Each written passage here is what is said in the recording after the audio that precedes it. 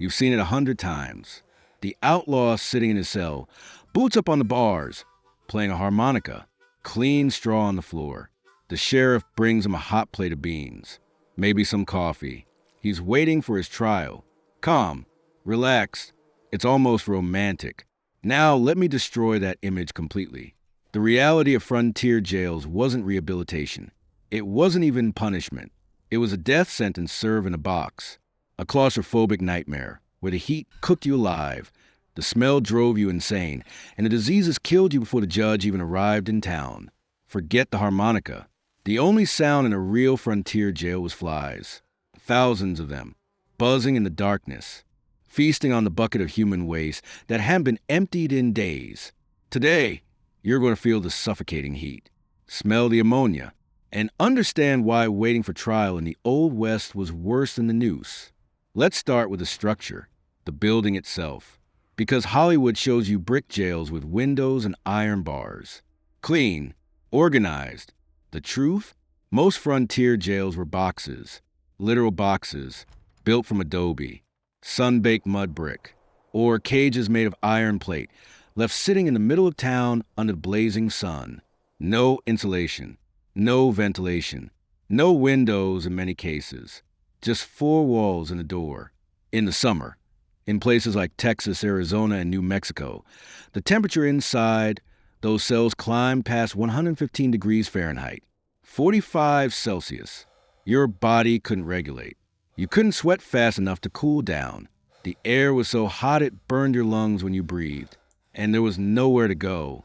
No shade, no relief. You sat on the dirt floor or the wooden bench and baked. Your skin turned red, then blistered. Your lips cracked and bled. Your tongue swelled. And the thirst. Oh! The thirst was unbearable. They gave you water once a day. Maybe a tin cup, warm, sometimes brown. You drank it in 3 seconds and then spent the next 23 hours and 57 minutes dying for more. Heat stroke was common. Men hallucinated. Seizures. Unconsciousness. Death. And in the winter, the opposite extreme. Those same adobe walls that trapped heat in summer offered no protection from freezing cold. No blankets. No fire. Men shivered until their muscles gave out. Frostbite on fingers and toes. Hypothermia. The jail didn't care what season it was. It killed you either way. But the temperature wasn't the worst part. The worst part was the sanitation, or the complete lack of it. There was no plumbing in frontier jails. No toilets. No running water. What you got was a bucket. A wooden slop bucket in the corner of the cell that measured maybe 8 feet by 6 feet. And that bucket, that was your toilet. Your urinal. Your vomit receptacle. For you and the 4 or 5 other men crammed into that same tiny space. The bucket was supposed to be emptied daily. Supposed to be. In reality, it sat there for days. A week. Longer. Overflowing. Liquid waste pooled on the dirt floor. Solid waste piled higher than the rim. And the smell. The smell was a physical presence. Ammonia from urine so concentrated it burned your eyes and throat. The sickly sweet rot of feces fermenting in the heat. Vomit, blood, all of it mixing together into a toxic stew that you couldn't escape. You breathed it. You tasted it. It soaked into your skin and hair and clothes. And you never got clean. Never. There was no bath. No change of clothing. You wore the same filthy rags for weeks. Months. Until they were stiff with dried sweat and waste. The smell of that cell followed you even in your sleep, if you could sleep, which most men couldn't. And that bucket wasn't just disgusting. It was a biological weapon. Because crowded into that cell with you were sick men. Men with dysentery, with cholera, with typhoid fever. And every time they used that bucket, every time they vomited or evacuated their bowels, they were adding fresh bacteria to the environment.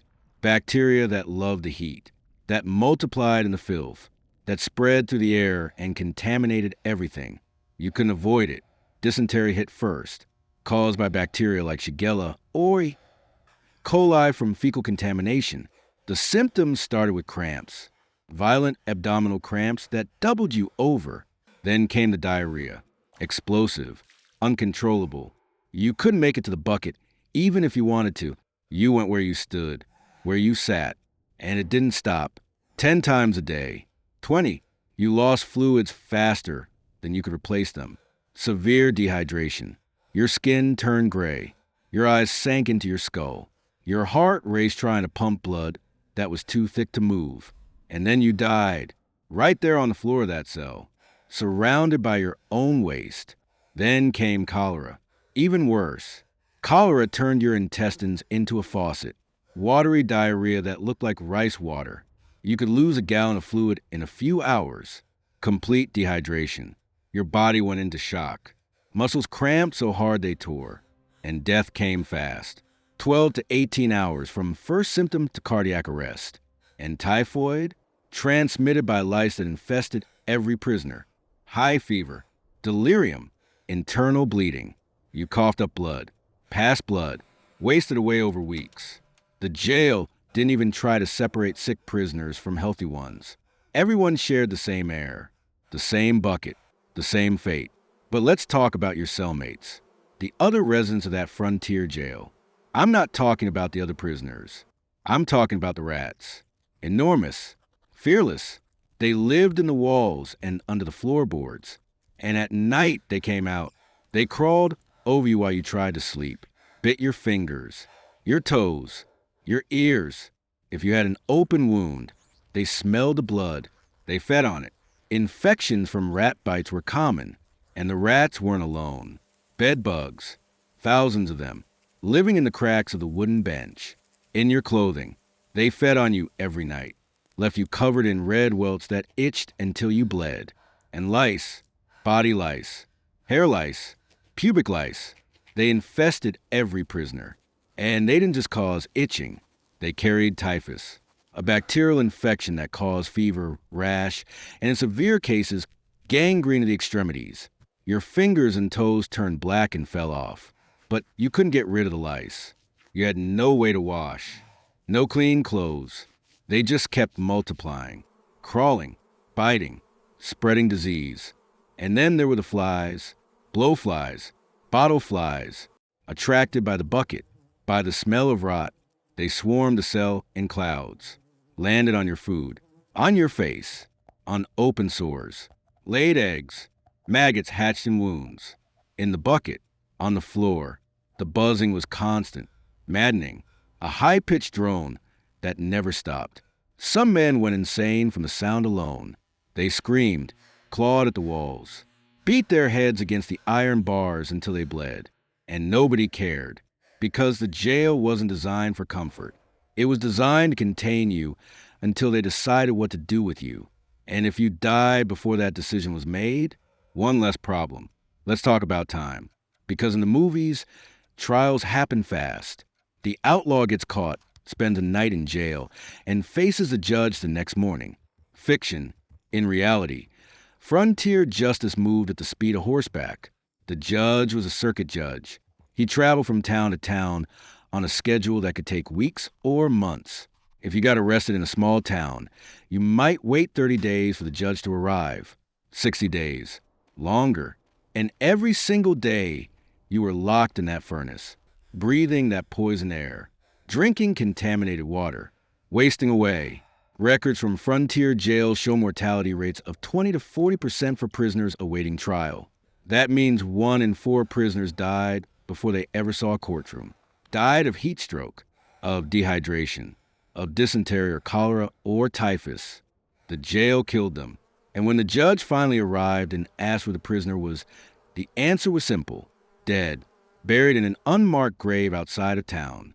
No trial, no justice, just a name crossed off a list.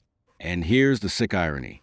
The ones who got hanged, the ones who faced a noose after a quick trial, they were the lucky ones. Because a hanging took 30 seconds. A broken neck, lights out, but dying in that cell, that took days, weeks, slow, agonizing, conscious. You knew what was happening to you, felt your body shutting down, and you couldn't stop it. This is the reality Hollywood will never show you, because there's no romance in dying of dysentery in a 6x8 foot box. No heroism in being eaten alive by rats and lice while you wait for a judge who may never come. The frontier jail wasn't justice. It was a death trap, a biological nightmare that killed more men than the gallows ever did. If you had to choose, what would you take? A gunfight at high noon where it's over in seconds?